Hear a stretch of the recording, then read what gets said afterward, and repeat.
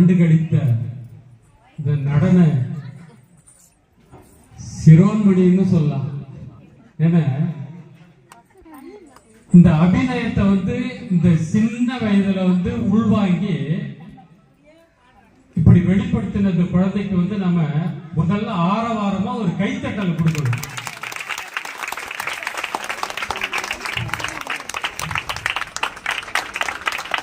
இதை விட சிறப்பு என்னன்னா, இன்னைக்கு இந்த சன்னிதானத்துல இந்த குழந்தைக்கு ஏன்னா சுதிக்கு ஏற்ற அபிநயம் கொஞ்சம் கூட பிறழாம, ஒரு சோர்வு இல்லாம அவ்வளவு அற்புதமா நமக்கு நிகழ்த்தி காட்டின இந்த பார்கவிக்கு அபிநய சுந்தரி அப்படிங்கிற அந்த திருப்பெயரை நாம இனிமேல் சூட்டி மகிழ்கிறோம்.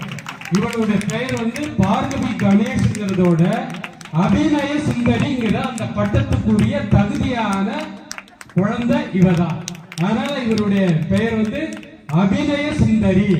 எல்லாரும் சொல்லுங்க, அபிநய சுந்தரி, அபிநய சுந்தரி, அபிநய சுந்தரி. கலைமகளுடைய பரிபூரண அருளை பெற்றவள்.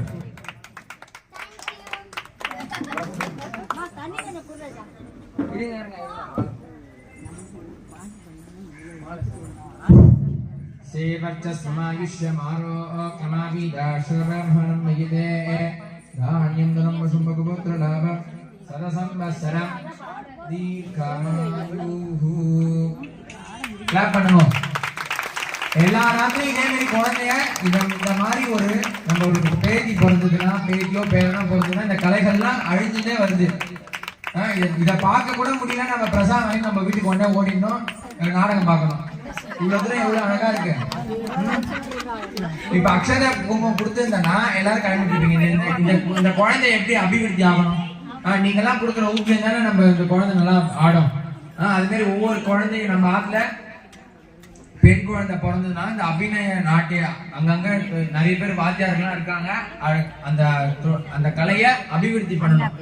உங்களை எல்லாருமே சார்பாகவும் நாங்க கேட்டுக்கிறோம். சரிங்களா? இது நடத்தி கொடுத்த சிறப்பான முறையில விருந்து இருக்கு. கல்யாணம் முடிஞ்சு சாப்பிட்டுட்டு தான் போனோம். சாப்பிடாம போனீங்கன்னா அது எனக்கு தான் பாவம், எடுத்து பண்றவாளுக்கு பாவம், இது இடம் கொடுத்தவாளுக்கு பாவம். ஆனா நீங்க வயிறார சாப்பிட்டுட்டு நீங்க போகணும். சரிங்களா?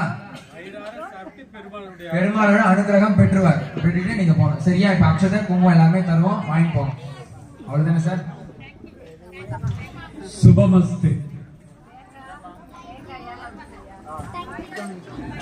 தேங்காய் யார் யாருக்கெல்லாம் ஏலம் விடுறோம், கல்யாணம் ஆகாதவங்க அந்த தேங்காய் வாங்கிக்கலாம். விலை 500 ரூபாய் கொடுத்து இந்த சார்ட்டை வாங்கிக்கலாம்.